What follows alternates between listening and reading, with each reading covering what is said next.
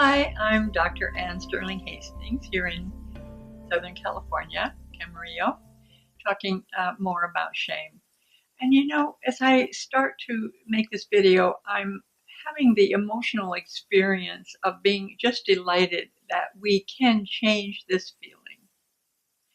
That so many of us are dominated by it, as I used to be, and still to a much more minor extent, that we can be so dominated by it and think that, depression, anxiety, fears, worry are just normal. And we get to know that they're not.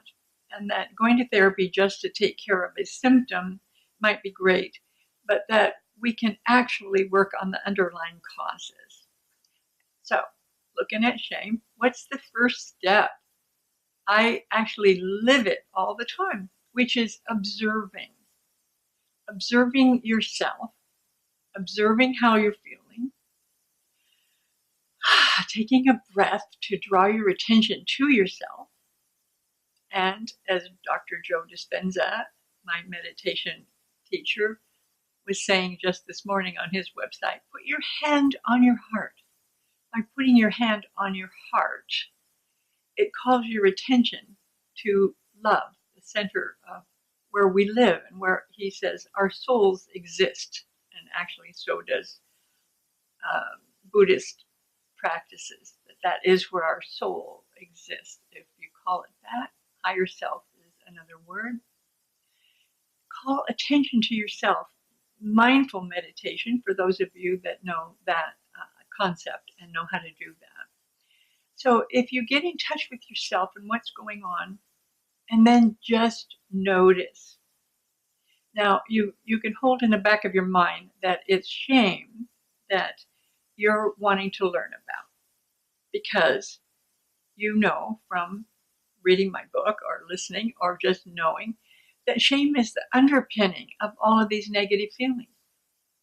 And so you can know that when you start observing. But the observing doesn't have to be matched up to that. Once we start observing what we're doing that isn't working for us, that is actually the most powerful step in changing it. Many books, will explain to you, self-help books, if you take these steps, take your shame, write this down, do these practices. I really want to encourage you, before you do anything that a self-help book tells you to do, is to just observe. And my colleagues and I tell our clients this very often, because what we tend to do when we have pain that comes from shame or wherever, we want to not feel it. And so we moved quickly to those places where we stop feeling it. And maybe that's where your observation would need to begin.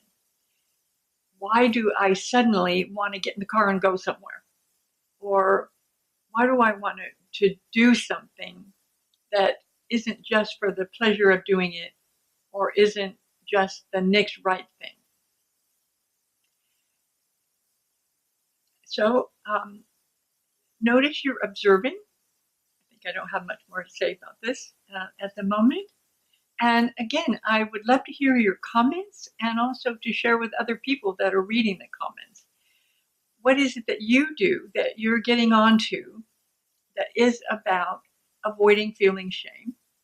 And what is it that you're increasingly able to observe about how you handle that? Do you have thoughts that you can share about just observing ourselves in order to learn about shame? I'd love to hear in the comments if you do.